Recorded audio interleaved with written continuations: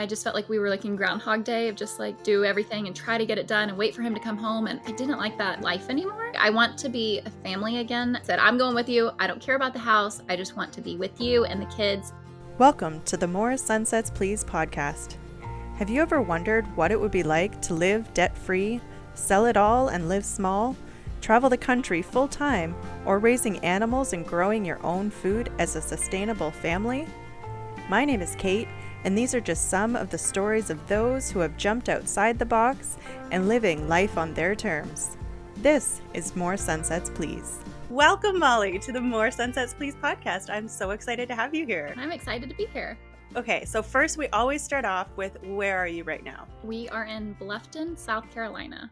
So that is close to Hilton Head Island. So like at the very corner of South Carolina. I wanted to go up the East Coast. And so the first stop out of Florida, we were like, we're going to hightail it up to get to South Carolina because we've already done Georgia. And I was like, I need to check that one off. And so we're here for 2 weeks. It's all about that map. Check marking all of them off, filling in those stickers. Yep, exactly. So who all is a part of We Plus Three? I have my husband, Jaron, myself, Molly, and then Lily, Jackson, and Willow. And so Lily is almost 14, and then Jackson's 10, and Willow is 5. Let's go a little bit back on your story. You guys are currently in a motorhome, Class A, big, beautiful thing, but you're towing a dually because you had a fifth wheel and you've had so much more. So let's go all the way back to the beginning of your journey and what got you guys on the road. So Jaron was working out of state, and I was at home with the kids for like 5 to 6 months. I say 6 months, he says 5 months. Felt like an eternity. And whenever he was gone, I just felt like we were like in Groundhog Day of just like do everything and try to get it done and wait for him to come home. And I didn't like that life anymore. I was just like, I want to be a family again. And so to go with him in the RV was totally up in the air. I said, I'm going with you. I don't care about the house. I just want to be with you and the kids and just be like stuck in a small place because I have missed out on so much while he was gone. I just, like I said, felt like I was in Groundhog Day. Every day was the exact same thing. Wake up, send the kids to school, do all the daily chores, then come home, feed them, sleep, repeat. It was exhausting. So whenever we started, like 6 months, whenever he came home, we went to the RV dealership, and within like a week of him coming home, I was like, we are trading in this RV that you have, and we are going to get a bigger one that can accommodate us all. We were going to renovate it. It was like a 25-foot fifth wheel that I never camped in. And he was like, 25 feet. And you're going to yes, have all 5 of you in there? yes. And we were just trying to figure out how this was going to work. And so he was like, we'll put bunks in the living room. We'll take out the couches. And like, as we were like looking at it, we're like, let's just go look at the dealership, see what they have. We found a 3-bedroom, 2-bathroom fifth wheel. You know, we have to have like everything that we had in a house. And so we got that. We lived in it for a year. And then we were like, well, we don't really like how there's like 2 bathrooms and 3 bedrooms, and 1 bedroom was turned into an office. So we decided to trade that one in and buy our current fifth wheel that we have. And it's a 1 bedroom, 1 loft with a bathroom. But we renovated the entire thing. So now there's 2 lofts, there's a bathroom and a bedroom. And it's like a front living, and we absolutely love it. It's for sale right now. But, you know, if we don't have to sell it, we're not going to sell it. If the money comes along, we'll sell it. But if not, I'm totally fine with keeping it. And then after 2 years, we were like, let's try a motorhome, because there's so many families that are out there in toy haulers and motorhomes and travel trailers. And we just kind of wanted to see what it was like to live in something different that we could just put the slides in, drive it off. Like it is so much simpler to do it in a motorhome. But I do love the aspect of the fifth wheel where it's a living space, like completely separated. And like right now I'm like in the living room, and like the kitchen is right there, and like we're like in one little area right now. But it's fine. We live outside and we go on adventures, so it's a little bit different. But if we were in colder weather or rainy weather all the time, I would take the fifth wheel back. Yes. Well, and your fifth wheel design is probably the most functional like a house, because you have a separated living space and then a separated kitchen. And it's so much more functional than any other setup you can get, having that front living room. Or even if it was a front kitchen and a separated living room, just those layouts are just They're phenomenal. So I decided against the front kitchen because if we were to walk into just straight the living room and the kids are have all their toys out everywhere, I would have to still like maneuver around that area. And with having the front living room, the kids can leave their toys up there for days and like we don't ever have to like crawl over things to get to like the next area. That's right. That's right. It's so exciting. So you kind of glossed over the fact that Jaron is working on the road. Can you touch on what he does and why he's always on the go? Yeah, he's a roofing contractor and he also has his insurance adjusting license. So he will either pick to do the roofing contracting where he goes in, works with the local company, and then he will go and have a crew re roof roofs. Then, if he's not doing that at the time, then he'll go be an insurance adjuster, which he'll go and pick a storm that just happened and work with a local adjuster, insurance adjuster area and get those done. He just recently started that, so I'm not really too like educated on that part since whenever we started this full-time life, he was doing the roofing contracting. We would follow the hailstorms and the windstorms and then just go and stay there stationary for the summer. When everybody else is busy in RVs, we would be stationary working and then when everybody else goes back to school, we would go and explore everything whenever everything is open again. And you guys started out from Texas, right? Okay, so Texas is home base. You're exploring all over, following kind of his work, but then at the same time, you guys split off, kind of like right now. Yeah. Since we started, like he left whenever I was in the house. So he would go out of state and he'd stay out of state and then he'd fly home for like 2 to 3 days out of the month and then he would go back to work. Well, I was tired of doing that. Well, right now a storm hit and so this is the first time out of the 4 years we've been doing this that he actually has left us at an RV park and gone to go look at the storm for like a week. Like he was not going to be gone for months. I was like, I can do a week. I've Yeah, done this mom life forever, right? that's I'm the like, easy part. "Ah."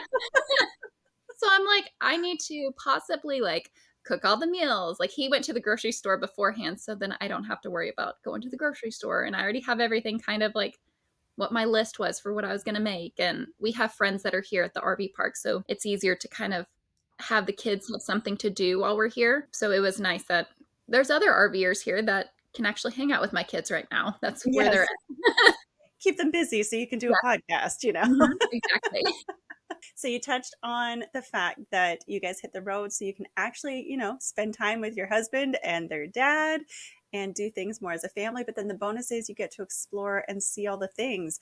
What are some other reasons of why you chose doing this RV life? I was tired of not being able to like hang out with friends and family and trying to schedule in everybody's schedules. I would go and plan something like 2 months out to go hang out with a family member or a friend. And then the day before, they'd be like, I have to cancel. My love language is quality time. And so whenever I wasn't getting what I needed, I felt like I wasn't worthy enough of like friendships or family and like they didn't have time for me. But yet they have like their own lives that are so jam packed. And so the only time that I was able to go and like find conversations and stuff was if I would go sign the kids up for dance or they go and do cheer. I had to like pay in to have these friends and like be able to talk to them. And I was tired of just having to go, schedule things out. And so now like this life, like the friends here at all the RV parks we go to, I'm like, what are you doing tomorrow? They're like, nothing. I'm like, you want to go to the lighthouse down the street? They have a museum. They're like, yeah, we can do that. Like, it's so freeing. Like, nobody has like the set schedule unless it's like specific work things that you're doing or you have it in time, but you will work around other people's schedules because the conversation and the connection that RVers have is just so amazing. And this community is like, I'm here for this community for sure. Yeah, Hmm. it's so true. And we touched on it on many other conversations with throughout this podcast of just that. We don't care to have the light, flighty conversations. We just dig right in the hot button topics so that you know where you sit. Are these your people? Is it worth investing your time in? Because you may only have 2 weeks together, but then you're going to keep connecting down the road so many more times if they're your people. And it's just those connections are deep, fast, and they are so good. Such good quality It's connections. also nice that like a lot of us can connect on Instagram. And like Yeah. where I found everybody, because it's like if they were posting in stories, I would see their family or I'll see their posts, and they post something like specific in stories, and I'm like, okay, we can be best friends. Like Right? we do the same thing. We meme the same. Yeah. I love it, and it is. It's so true. We just you make such amazing connections along the way, and it's phenomenal. And you really grow. I hate the word tribe, but you really do. You grow your people, and then the kids kind of fall in as well because the parents connect, and then the kids connect because we all connect online first, typically. Or the kids are playing at the playground together at the same park, and Yeah. then you happen to run into the parents. You're like, okay, you're cool too. All You're right. like, "You're a full-timer? I'm a Yeah. full-timer. We can Yeah. be friends." Like, Right. Yes. Oh, goodness. Now, along your journey that you guys have had, you've been on the road for how long now? 4 years. 4 years. That's Mhm. amazing. At Yeah. what point did you feel that this was the right path? Probably the first day, right? Really? Really? Uh, I don't think, like, I had any, like, fears going into this other than, like, my goal is to be with my husband, be with the kids all together. I didn't want anybody to be depressed anymore. Like, I didn't wanna be in the schedule, like, it drained all of us just trying to follow everybody's, like, schedules and follow, like, the work schedules and just being on everybody else's time and not actually being on your own time. Let's touch on a little bit of fun here. You guys have kind of explored a little bit all over. Where has been the most exciting spot that you guys have gone to? We went to Glacier National Park for, like, 1 full day, and I was obsessed, okay? Like, I tell everybody, I'm like, "You have no idea until you go." Like, it just looks like a Bob Ross painting everywhere you look. And I'm like, it is so beautiful. Even if I was only there for 1 day, like, I had the best time going on this hike with the kids. We were picking some, like, raspberry-looking berries and eating them and, like, not even caring if these were the bear's berries. I was like, "We are eating these things, we're going on this hike, we're looking at these beautiful views of the water," and, like, I absolutely loved it. I probably will live there if it didn't snow. Um Right. Yes. Yeah, but, like, I really enjoyed Utah because we stayed there for multiple months. Just being able to be by, like, the Provo River and, like, Jaren would go fly fishing and the kids would go tube down the river and I just go sit out and watch or hang out with friends. I absolutely loved Utah, but I still have Glacier as number 1 just because of my one-day experience. Little trees. Just send me somewhere where the mountains are. I I just need to be know. where the mountains are. Yes, we just had friends cross over from the US into Canada and they were driving through all these mountains. I miss them so much versus this flat. Miss those mountains. They're beautiful, but same thing. I would live there if there wasn't snow, but gosh darn it, I'm not Canadian anymore. I don't do snow. Was there anywhere that you guys went? Because you guys chase storms. So is there anywhere that you went that then you got caught in any storms?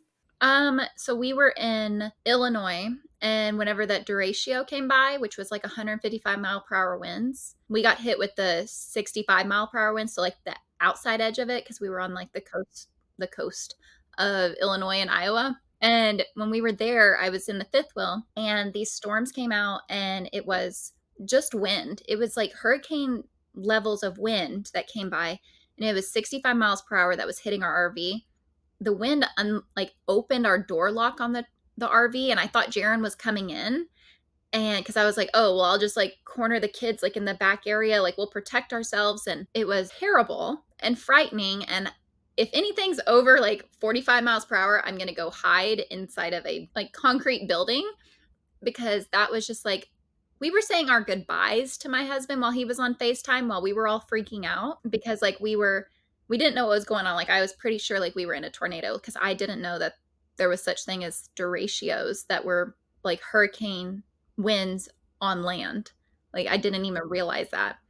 And so we were like in the back of the RV, like huddled up, and I was like, I need to put a mattress on if it's like a tornado. Like I was trying to go through like all the systems of everything, and I couldn't figure it out. And we were just kind of huddled together, like said our I love yous and goodbyes, and that was like probably the worst experience that we've had on the road. And that was 1 out of the 4 years we've been doing this. And that's very off. That's not a normality, especially if you're not following storms and you're doing the opposite, that you're clearing Mhm. out from where the storms typically are.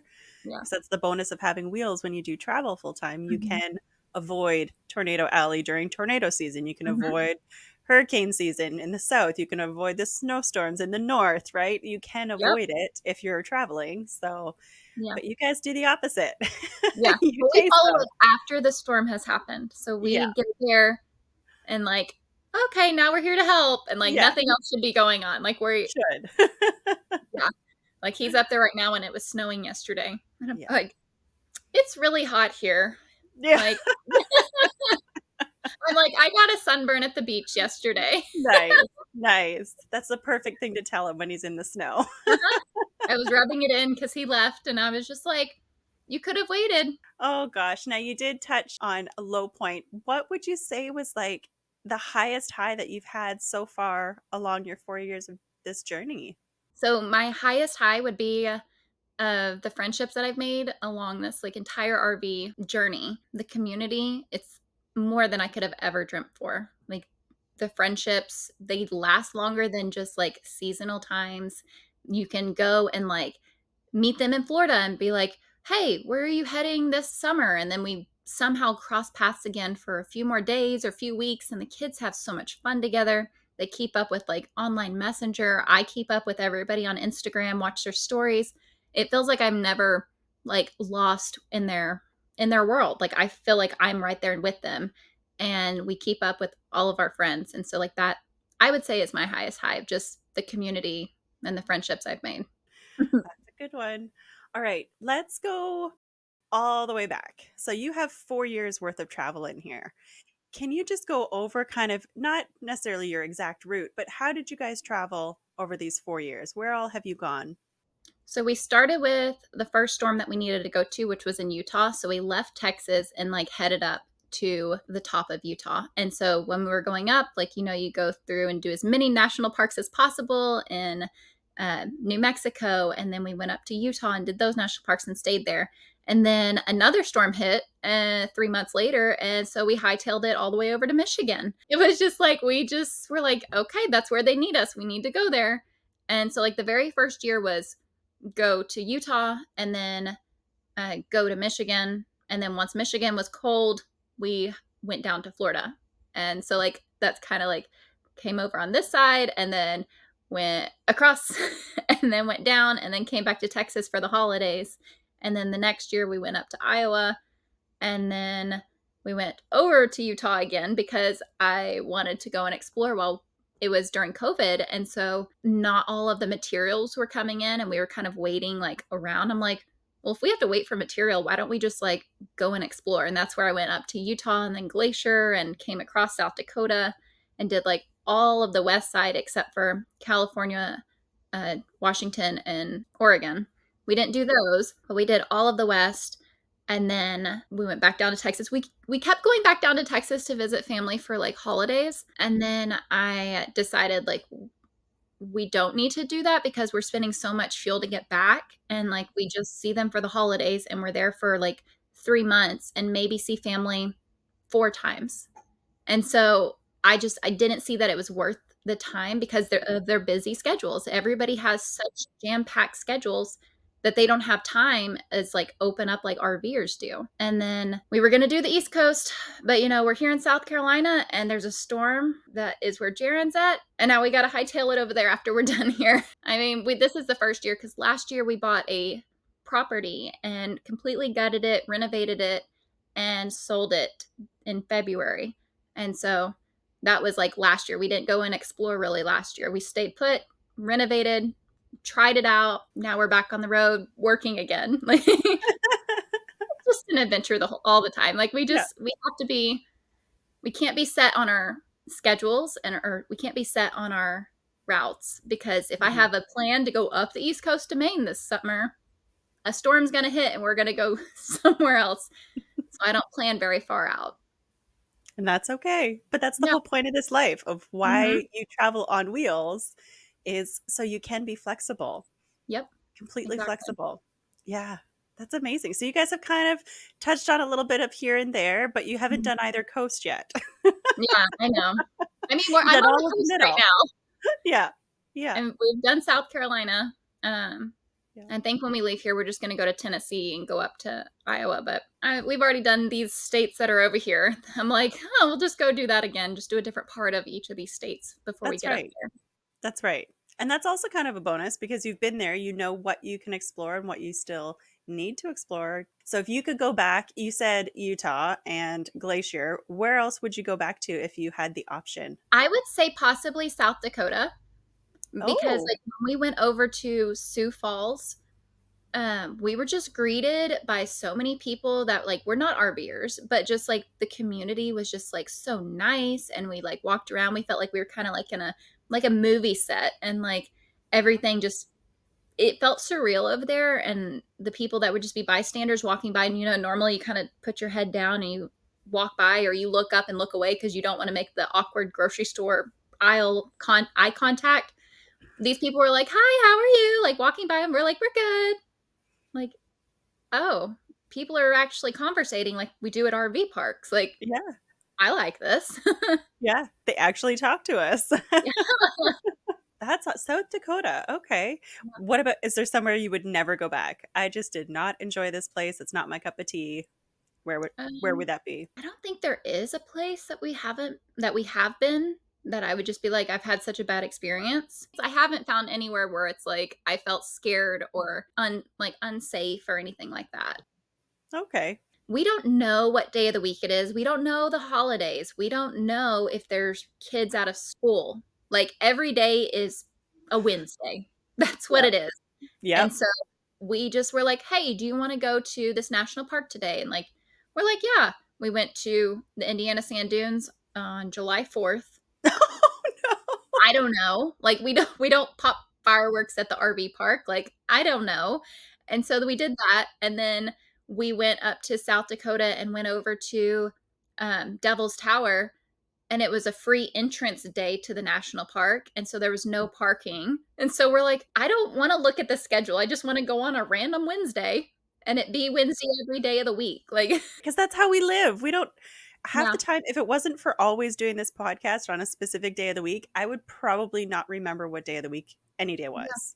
Well, and even when we started RVing, we left and got to our first RV park on the Sunday of Memorial Day long weekend in the north. And for anybody who camps, that's the kickoff of camping season is Memorial Day in the US. And then it's the week before in Canada. Yeah, we did that for Big Bend. We try to book something on Big Bend in Texas. That was like the first time that I couldn't get any reservations, and I'm like, okay, I'll find something else to do. And I'm like, oh, it was a holiday. Right. Yes. I don't understand. I'm like, we're free birds. We're not supposed to be on any set schedules. That's right. That's right. It's that back to that freedom again. Mhm. No schedule. We just roll. Yep. Literally. Roll with it. Something happens, you pivot. Like we were supposed to go Yeah. out yesterday, go and like to three different things, and we didn't even do any of those three things because like there's a golf tournament going on here in South Carolina. Like I don't know. I don't Right? know everybody's schedules. Like, No. I don't even know my own. no. Now, you guys, you have 4 years under your belt. Do you see yourself doing this long term? Do you see yourself getting back into a house? Do you see yourself switching up rigs again? What do you see for your future? I see us selling it all and world traveling World because traveling. world traveling. Like we have almost done it before. Like we before like in 2020, of course, Of course. that Yeah. lovely time. We were we closed the RV slides. We put the truck and the RV in storage, and we were set to go to Europe for 3 months. We get over there, we do France for a week, and then we go over to Germany and do Germany for 2 weeks. And then we were set to fly to Rome and then go up from Rome, go over to the mountains of France, and then go down the coast of France down to Spain, get on a cruise ship for 10 days, then get back to Barcelona, and then fly home. We made it to France and Germany for those 3 weeks. And then we were on the last flight out of Frankfurt before they shut down the airport, before they shut down Germany and all the other countries. Like the borders were closed on all these countries. We just kept watching the news, which we never do, but we had to do it when we were over there. They closed off Italy, and then they closed off Spain, And then they closed off France, and I was like, well, that's it. Like, Germany's going to be next. And so, like, we booked a really expensive flight, one-way flight back home that we had to stop in Detroit to get back to Texas. And then we missed that flight because there was so many protocols and like checkpoints that we had to go through. I ran 30 gates to try to catch the flight. We still missed it. So I was like, oh, this is lovely. Maybe we'll go back one day. But if we go back, like, I want to be able to pivot. And if something happens, I want to be able to catch a plane and go to a different country and go and do something else, because there's so many countries in this world and so much rich history that I want to absorb, and I know my kids would really enjoy it too. But I kind of drag my family along. I'm like, you're going to learn. You're going to go and do this history stuff. You're going to like it, because one day, whenever you're older, and you'll be able to tell, like, oh, your friends, like, oh, I went to Israel for this and learned about this. We only read it in books. I would want them to learn a different way. And that's why we started RVing too, like, just to give them like the chance to homeschool or world school or road school, any of the options, just to be able to learn and find a love of learning. Because going to public school, it was repeat, or it was memorization. It was never do this so you will learn it and absorb this information so then you can use it in your life later on. I'm really good at memorizing things. And other than what I did yesterday, like, I don't know what the day of the weeks are, right? But I'm good at memorizing for tests. Like, I can hold up a piece of paper, make notes of what each thing is going to be, and memorize it enough to finish the test, the quizzes, whatever's going on. And my oldest is the same way, but my son is not. He can't memorize things to figure it out. Like, he is a audible learner, while myself and my oldest are visual learners, and then my youngest is tactile learner. She's like hands on everything. Like, I need to learn this way. How would I have known that, like, if I didn't start homeschooling them? I didn't know, because in school you learn the same way as everybody else. There's no, it's like it's cookie cutter. You learn this way. If you can't learn this way, then you'll be put in a different class to, like, try to get up or go to summer school. That just makes the kids feel like they are, like, unworthy of knowledge, and then they don't want to learn anything else. Whenever we started homeschooling, I just wanted them to, like, actually find a love of learning and want to research things, or want to, like, dive down deep in something that they're interested in. I was like, I'm not a teacher. I don't know how to do this.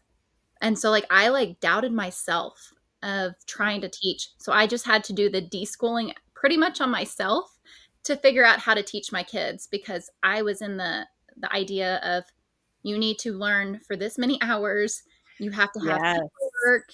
You have to send in tests. Let's grade your stuff by the number of, like cross things out that you got wrong instead of, like, correcting it. I had to relearn school. Yeah. And so I was glad I did, because now the kids, they're excelling in, like, almost all of their things, Yeah. which is just amazing. Yeah. And it's so true for both Mike and I. We were both raised by teachers. So Mm. we had to, and it's funny because Mike was actually homeschooled for a while. So he already understood what homeschool looked like for them. But then trying to figure out what homeschool looks like for our kids was different. And in this technology era and Mhm. in this tiny space and on the Yeah. road, and right. So just learning, like you said, how to deschool ourselves, and our structure of it has to be in a book, it has to be gradable, Yeah. and it has to be regurgitatable. That is Yeah. officially a word. Hashtag that. Because you have to be able to, regurgitate what you were taught. And Mhm. that then means you obviously learned. And if Mhm. you can't regurgitate it, obviously you didn't learn it. And it's Yeah. funny because our kids, like you said, they all learn so different. I'm totally a kinesthetic learner. I have to do to remember. If I don't do it, I will not remember it.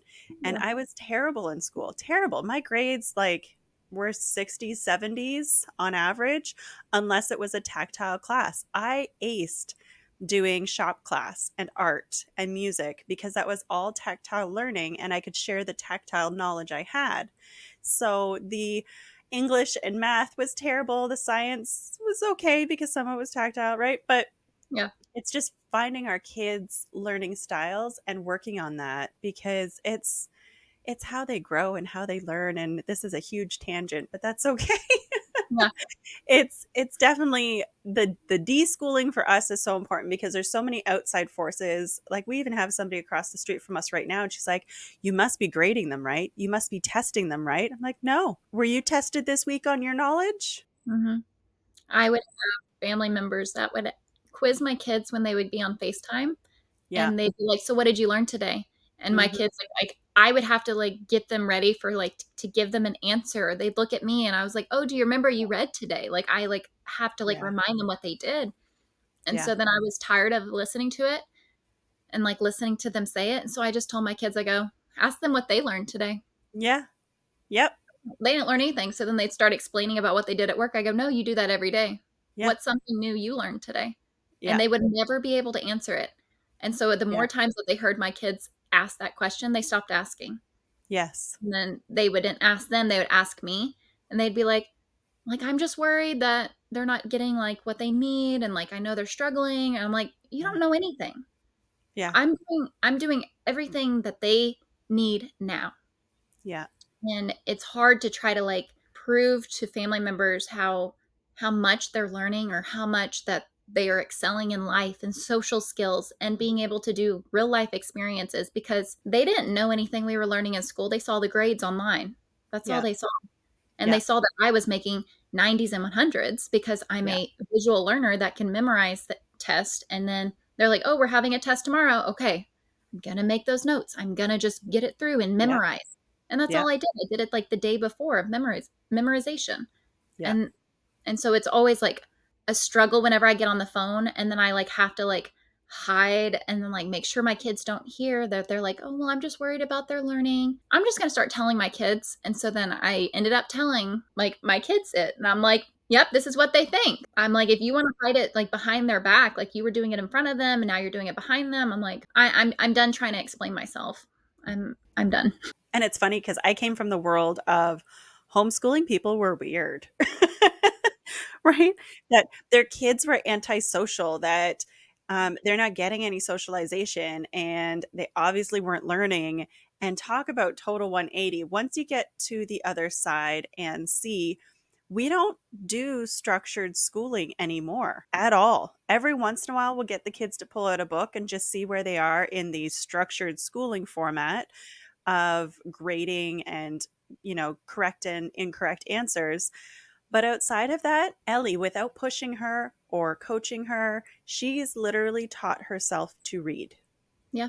That's Jackson has to. crazy, Mhm. right? And it's not by exactly this age, because in school in Canada, well, at least in Ontario, they start school as young as 3 years old, and they're Yeah. expected to be able to read by 3 and 4 years old. That's crazy. That Jackson is was depressed. crazy. He was depressed in kindergarten. Yeah. It's like Oh, he went to pre-K, he absolutely loved pre-K, and then whenever he got in kindergarten, he was crying every morning, he did not wanna go to school, he begged me to, like, keep him at home yeah. because he was depressed. All Yeah. his teachers were just like well, one teacher, his main kindergarten teacher, was forcing him to try to read, and he Yeah. couldn't figure out the letters. He was like, "I don't know the sounds," and I'm like, "I've been working on it, and I can't get him to do it, it's not connecting in his brain." And Yeah. so It was too early. that was a main thing that was just, like, struck for, like, my family members of worried about Jackson. That's it. They were worried about him reading, and I'm like I looked at, like, all the unschooling things because 'cause I'm like, if I push it, he's Mhm. not gonna wanna do it at all. Like, Jaren doesn't like reading. He's like, "I would rather listen to an Audible Yep. book." I'm like, "'Cause 'Cause you're an Audible learner, like, or you're, Yeah. like, a visual learner," whatever he is. But Jackson didn't learn to read till 10.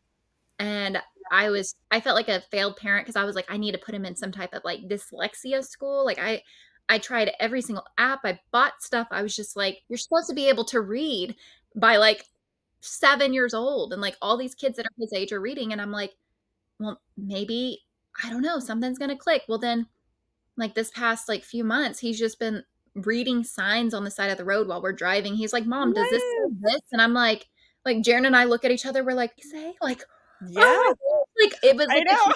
human, like Yeah. but see, like, we won't feel like that whenever he gets older and he's reading on his own, we're not gonna be so excited, but, like, Right. the moment right then and there, you're just like, "I didn't fail." I'm like, Yeah. I Yeah. I I waited, I was patient, I tried everything I Mhm. could possibly do give him guidance, bring letters out, let his little Mhm. sister do it because she's like looking at letters and sounds and writing things out, but she's not writing words or anything or knows how to like comprehend that. She's 5 now. So I'm Yeah. like, we have till 10. If they'll figure it out, they'll figure Yeah. it out. Yep. And they're developing their love of reading because they're interested now. I hate reading. I hate reading. I will not read and I will fall asleep when reading, like anything. And it could be something I'm totally interested, something super exciting, and I will still fall asleep at 3 sentences in. And it could be the middle of the day, right? And then even our teenager, he was pushed to read so early. He hates reading. Mhm. He's now coming around to reading like anime books that he really likes, but I find those who were pushed too young don't end up enjoying reading. And that's where so much of your learning comes is from the love of reading and the love of learning. I look at Mike and he's a bookworm. Yes, he Total, is. right? Both of you, total bookworms. You guys are also both memorization people because he can Yeah, regurgitate just about anything he's ever read in his yeah. life. But So just know that, like, if I'm reading a book, I'm reading the words on the page. I don't visually see anything in my brain. I that's probably why I cannot sleep. see. So like Yeah. when people are saying like imagine a rainbow with a horse in the background of green grass and blue sky. I Yeah. cannot see that. I can write it out in my brain of like just like my memories of like Yeah. yes, I know what a unicorn is. Yes, I know what a blue sky is. Like I know that, but I Yeah. cannot see anything. So if I'm reading a book and they start giving details of like the characters like physique and like trying to figure out like what they look like. I'm like, I don't see it. Like Yeah.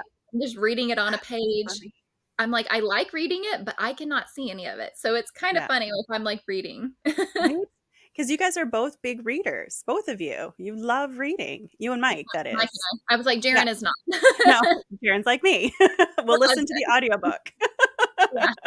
I'm like, I We do the listen to audiobook. like I'll listen to the podcast if I'm like in the car and Yep. I'll like zoom like I'll put it like 2 times. And so I'll just hear him like just Yeah. speaking across as fast as possible. And I'm like, I can hear it because I'm focusing on like what they're saying. I'm not focusing on like imagining things. I'm just like, what words are they saying? Yeah. Whereas I'm like, okay, what are they talking about? Let's visualize the place that they went to. You described Glacier by Uh-huh. saying the Bob Ross painting and this and that. So you're describing it just like how you would read it. And Yeah. I'm visualizing it the whole time. These happy little trees and fluffy clouds and those Yes, snow-capped mountains, right? Like because that's what I've I seen a immediately picture visualize. of Bob Ross. I've seen Yeah. all of his paintings and stuff, and I'm like, that's what it was. Yeah. So when you're talking and then I hear it in a podcast, that's what I would totally visualize it. And that makes me also really good at like tangrams. I can see things and visualize exactly how it would go into a space. And Mike's like, I don't know. Oh, But he can we're do trying. Sudoku, no problem, because that's Yep. just numbers and Mhm. graphs and memorization of how numbers go in a row, right? And Yep. math. So Exactly. it all goes back to your style of learning and how you learn and you don't push it. Because if you Yes. push it and push a certain style of learning, it throws it out the window for these kids. So Mhm. that deschooling, coming back full circle, that deschooling is so important for us as parents to get away from what we've been taught and how learning happens to then let our kids blossom and flourish in a way that is so much more beneficial for them. They then have a love, they develop a love of learning because it's so much easier for them and not a chore. It's the chore of learning that nobody wants to do. Look at us now as adults. I will dig into all these different things, whether it's a rabbit hole or a peak of interest, so hard. I'll dig into them so much because it's interesting to me. Well, that's what you need to find in your kids is what is interesting to them so that they learn and dig and find and ask questions. And that's how we learn, not just, all right, let's read a book that we were told to read that I have no interest in, Yeah. right? These books that we had to read in school, but I Oh, have 2 of them in, like, our library, our tiny RV library. yeah, I yep, have them, and I'm like, I kinda don't wanna let the kids read these books. Like, one is Tom Sawyer, Huckleberry Finn, and yeah. I'm like, they have so many bad words in it, and it's so hard to read. Everything is just, like, butchered of, like, how he's speaking, and so I was reading it out loud and I got like a chapter in reading it to the kids and I was having difficulty because of how hard it is to read non-words. They're like Yes. And then like another one was um, The Great Gatsby, and I was like, well, I kind of don't want my oldest to read that either. Like I'm like Yeah. the things that Right? we were like taught, like we had to read in school. Like yeah, it's like controversy of like what you I want to know. bring to your home, and I'm like I feel like I need to just get rid of them and like Yeah. let them watch the movie when they need to ever see it on TV, but like Yeah. not now. No, Like no. No, no. no. It's crazy. We started reading The Lion, the Witch, and the Wardrobe with them, and because that was one of the suggested books in cultural reading in all these homeschool forums. I'm like, okay, well, it's a great story. And then we start reading it. I'm like, these are big words. Yeah. I'm stumbling over them. And then Mike, you don't you'll want do to bring a great. dictionary out and like I have to know. like explain things. Like you Yeah. want it to be So, simple enough, but yet add some words in there that kind of gives it spice, but not just like put a dictionary in the book. yeah. Because I get exposing them to some of these big words is helpful. But at Yeah. the same token, whew, Hmm. I struggle. And then if I struggle, then the story doesn't come out as nice. So Mike does all the reading now because he can just regurgitate all these words ever so eloquently. Yeah. And he'll So, change the words if he needs to. Like if I see right. one, I'll be like, oh, this is what that is. Like to That's right.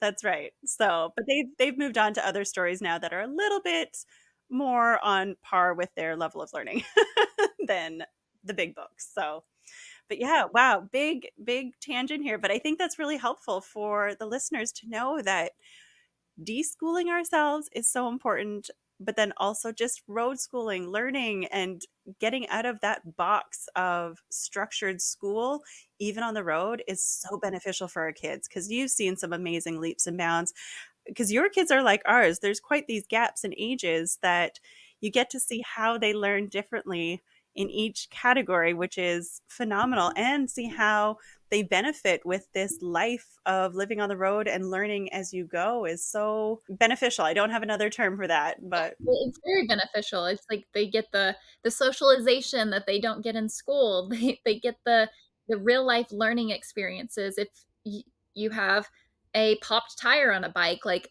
yes, you can look it up on YouTube and like learn how to do that. Like you could be the tactile learner. You'd be able to research that and like be able to experience it. But when we were talking about like world traveling, like I want to be able to go and take the kids and my husband to each of these like locations to like immerse ourselves in the culture and like the whole entire economy and be there longer than just what a vacation would be. So like we'd be there from like anywhere from like a month or more. In like Europe, you're only allowed like 3 months in all that area and then 3 months out. So we would have to go 3 months in and then go find some other country to be in until like those 3 months is up to go back.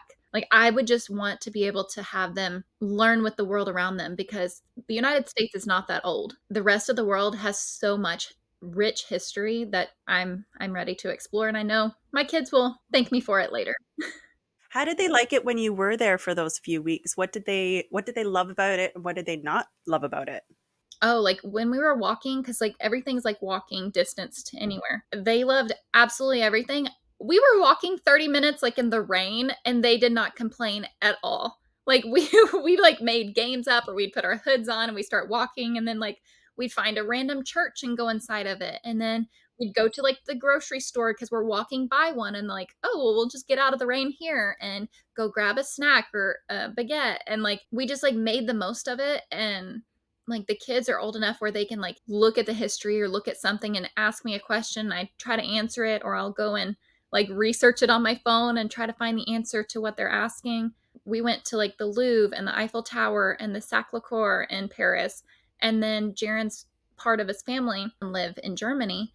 And so like we went to Heidelberg, Egersheim, Frankfurt, Stuttgart, Bad Mergenheim, and like all these different cities that are like around their home, and just we're able to like immerse ourselves in that culture and go to like the farmers market and like ride the trains, which were so fun. Like the kids were like, we only want to do this now on, like no more car rides, like we will just travel by train. They were on their tablets and like we would just be in there like snacking on stuff and we could get up and go, and like it was nice having a different way of life that we would live here, and like everything is just busy schedules. Everybody's angry because they're not on time. They don't leave that any time left for mistakes. And so it's nice being somewhere that's more slow and like family centered and community based. And Europe was like that for us, and we really enjoyed it. It's so true. I think it's a whole give and take, especially myself and our family coming from another country already into the US. And people always say, "Oh, what's so different about Canada and the US?" There's a lot. Yeah. There's a lot. Even just that one step away is a little bit more European in Canada. And then Mhm. you go to Europe and it's obviously, well, Yeah. European. But it's just it's different coming to America. But on that same token, there's so much value in America that other countries can learn from as well. So it'll be exciting to see you guys go to all these places. And what's your hopes? When do you plan to take off to head to Europe? Well, we have the truck, the fifth wheel, and the motorhome all for sale right now. So if the motorhome sells first, then we can just put the truck and the camper like out because they're paid Yeah. for. So we're just like, they'll just be in storage. Like we can Yes. go explore. That'll be like our home when we come back. But like the Yeah. motorhome, I don't want to have to pay the payment each month for this while we're gone. So I'm like, if this thing sells, then we can start like really kicking in high gear. But if the fifth wheel and truck sell before then, we're going to travel a little bit more in the motorhome until this thing sells. So it's all just Nice. if this one sells, then we're You're good. good to go. Yeah. That's exciting. And then you're also going without payments. So whatever you make on Mhm. the go is just, it's your travel Yeah. money. It's your Yeah. life expenses. That's Yeah. amazing. We have our rental, well, it's rental property. We owner finance the home that we renovated. And so we get that monthly payment each month. And then whatever money Jaron makes for this storm will like last us for 2 years. If we if we're not living on the Ritz kind of lifestyle of rich and famous, like I can go and spend whatever. I'm like, no, we have the money. We're just going to go live what we need to do. If we want to go on an adventure that day, like we will just go and do that. Where would you go to first? I need to get back over to Europe. We need to finish that trip. So whenever I'm looking at flights, I look at what the cheapest is to get there. And so if I fly from New York over to Europe, the last time I looked, it was Norway and it was Oslo that I would have to fly into, which was like one way was 156 per person. And That's I, it? yeah, just like one way to get over there. And because 156. yes, $156. I look for flights. I look for the best deals Girl, just you're gonna book me some flights because that is so much. I've always seen them as like 800 to 1,000. Maybe it's no. the difference of flying from Canada to You Europe have than to it is look at from. the time, but you have to fly out of New York, because New York, you have to go from like one of the major hubs, which Yeah, is, I think it's Orlando International Airport, New York, DFW, which is our home base, yeah. and then Las Vegas. And I think California might have one, but I don't. We haven't flown from there. Or Seattle, I'm sure Washington it's is one. LAX, but that would still Yeah, be, yeah. Seattle, Washington is one of them. But you just try to find the ones that are like further out, closest to those Hmm. countries. And when in 2020, whenever I booked the one from New York to Paris, it was 136 per person. That's crazy. But Yeah. that was 2020. What have you seen recently? Well, that was Oslo, so 156.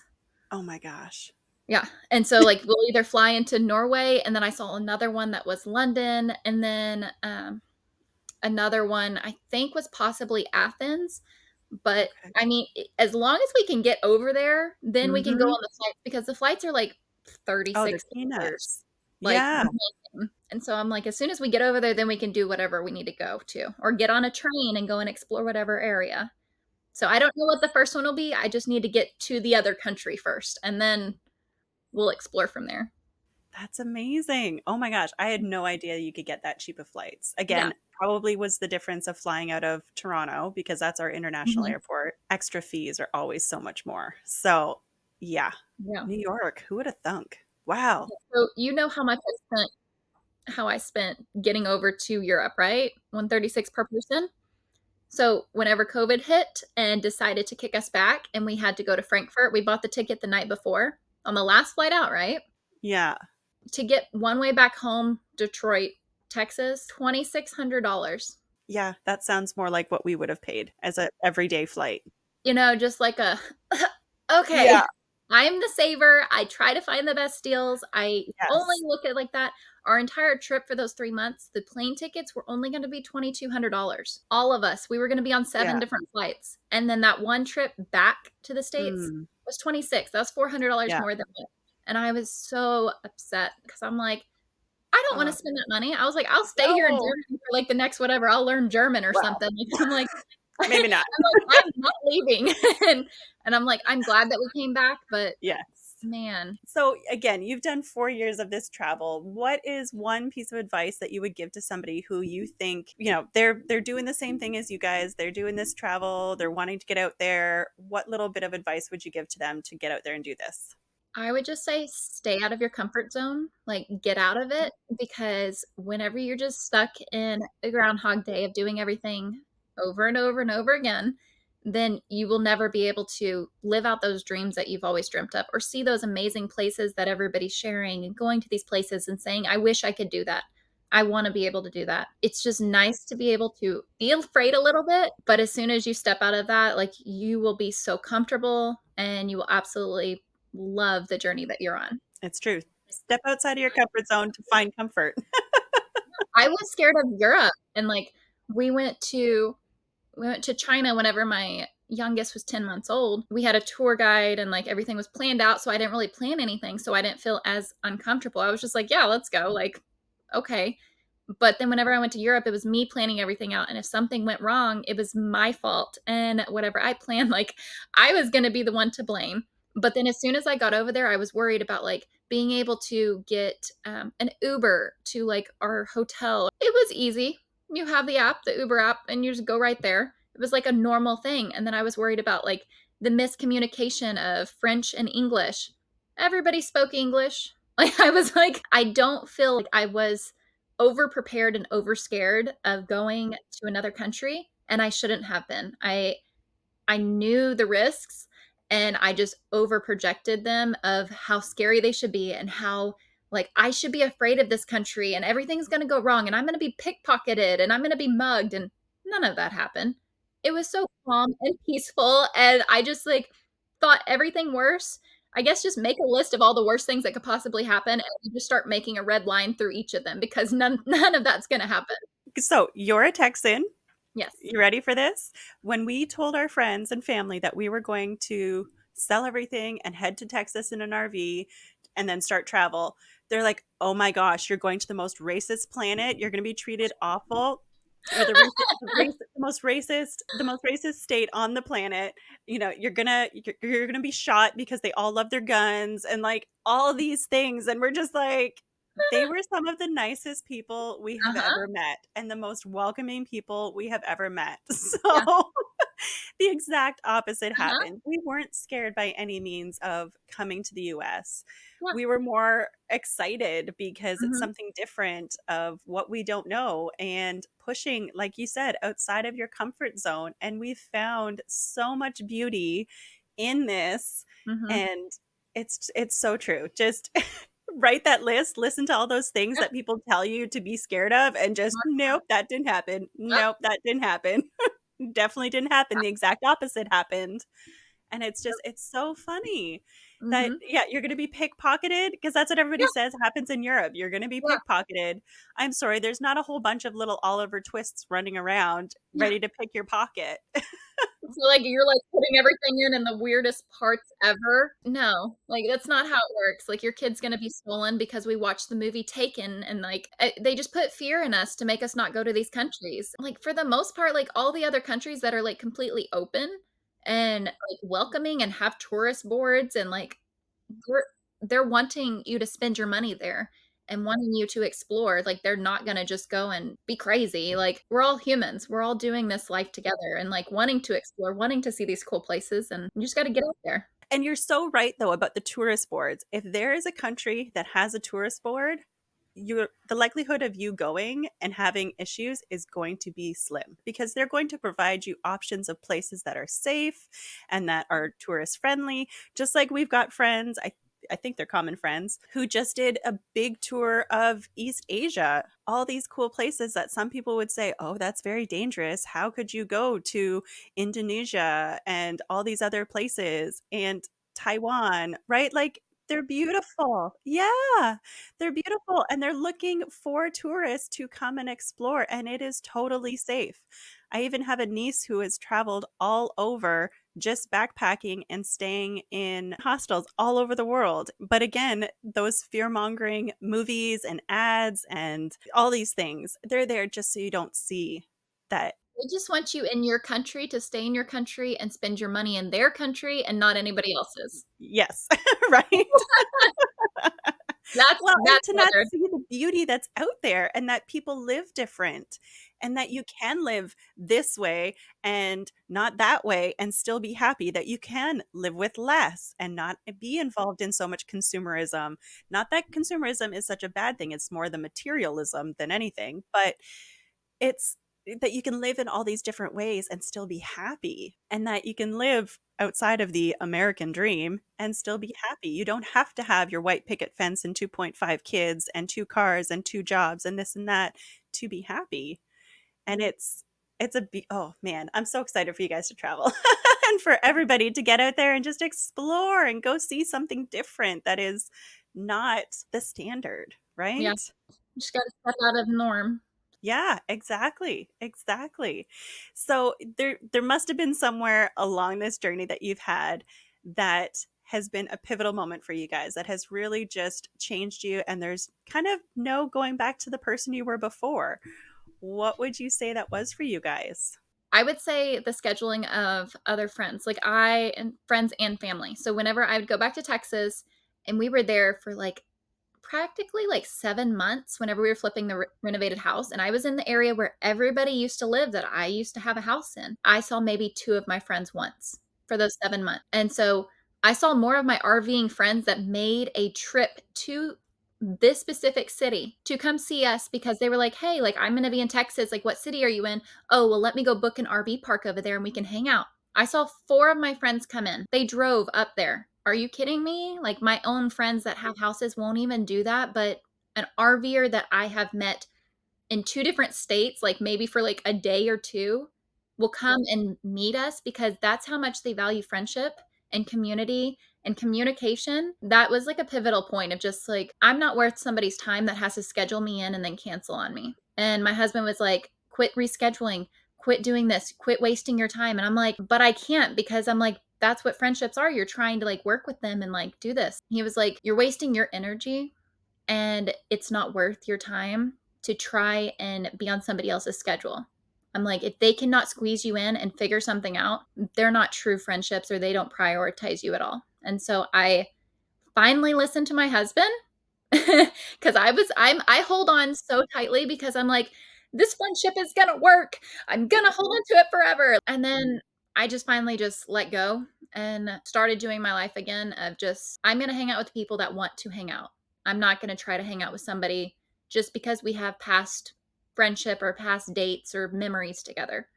That season is gone. And until they figure out that they need to see us as friendships and worthy of our time, then I'm not putting my energy in it. I almost dread going back to Canada and having that feeling Yeah. of we're not worth anybody's time anymore. Mm-mm. Because not just because we've been gone for a long time, but even once we left, there's some who have really reached out and keep in constant contact and check how we're doing during hurricanes that my Mhm. family don't even reach out for. Are you okay in a hurricane in a trailer? Well, like, we were in, because we came down for Hurricane Ian, and then we were Yeah. there for, was it Hurricane Linda? Was that the next one? Nicole. Nicole. Nicole.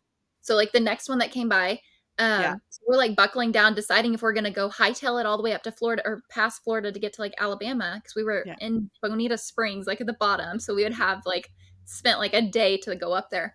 We were Yeah. watching the storm, and my mother-in-law calls, and she's like, "Hey, what are you doing?" And my husband's like, "Oh, we're just, buckling down. We're trying to, like, prepare for the hurricane that's coming. It's gonna come here, like, in, like, a few hours. Like, we are making sure it's just kind of windy and rainy here." And she goes, "Oh, okay, that's cool. So, what? Were you even listening? That was a hurricane. That was like, we're about to die. Like, why won't you like, give us some emotion? Like, oh no, like, are you okay? Like, is there a plan set in place?" And they was just like, "Oh, okay, that's cool. So I need your help with." Right? Yeah. Like, we were just like you were Yeah. just calling for, like, something that we would help you with, not, like, actually worried about, like, what's going on in Yeah. our life that's actually important. I don't know, I think she was just, like, trying to make conversation and just, like, not really Maybe. listening and, like, had a goal in mind of asking a Yeah. question to just finish the So conversation. strange. It's so strange. But Yeah. it's almost heartbreaking, and it's difficult to know that you're walking away from friendships that you have built over all these Mhm. years, right? And that you have put in so much time and effort and emotion into these relationships to just go, okay, they feel I'm not worthy of their time. So we're just going to move on. And that's very hard. That's very hard. I would say each season you have friendships, and Hmm. the RVing season, I think since we live online most of the time and our Yeah. friendships last in different states and different times, and even if we don't Yeah. see each other for a while, we feel like we can pick right back up. Yeah. I feel like our season lasts a little bit longer than what their season does because they're doing the mundane of everyday life, of school and sports and stuff like that. So Yeah. their schedules are packed, ours are online and Yeah. RVing and freedom. So it's a Yeah. little bit different, a lot of Which it. can also be very packed, right? Our schedules can be Yep. very packed, right? Like if Look we at were your March. exploring. Your Like, schedule can be very packed. yeah. But that said, you had no issues fitting somebody into your schedule of what you're already doing to just, oh, come on, join Yeah. us then. Mhm. Right. And that's totally different. If you were in a sticks and bricks and you're going to a basketball game for your kid, why don't people just say, well, then come join us? Versus, sorry, we have a basketball game, you can't come.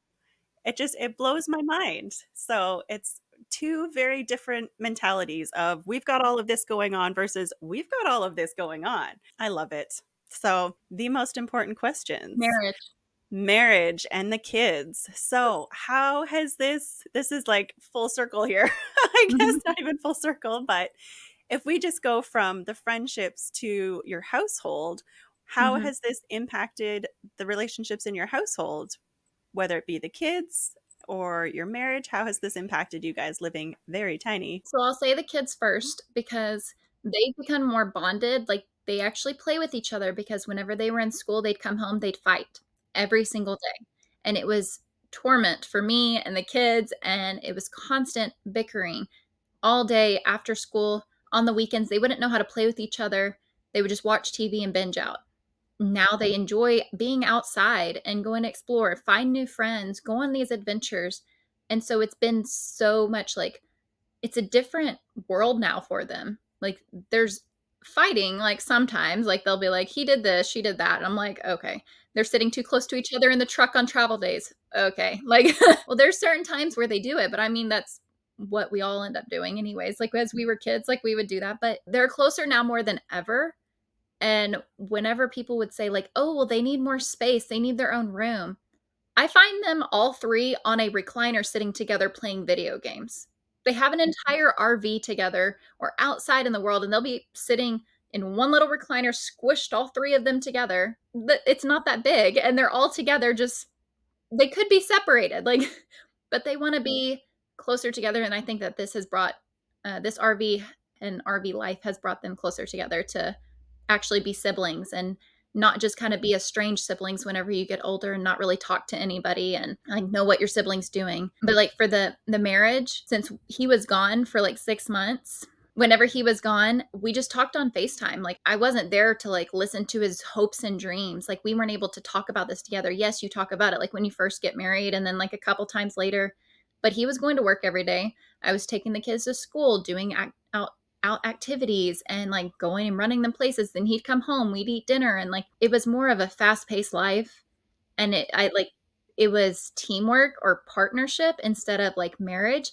And now since we live and work like in the same RV, like there's no arguing. I mean, the kids will tell you, why are you arguing? It was just like difficulties of like deciding, yes, I'm right and no, you're wrong. Like that kind of thing. But like now, like I feel like we're so connected with our dreams and our hopes and our like aspirations and like everything that we've clicked so much better. It's a complete change and like shift from what it was before. Like it I would say it's better now than it has ever been before.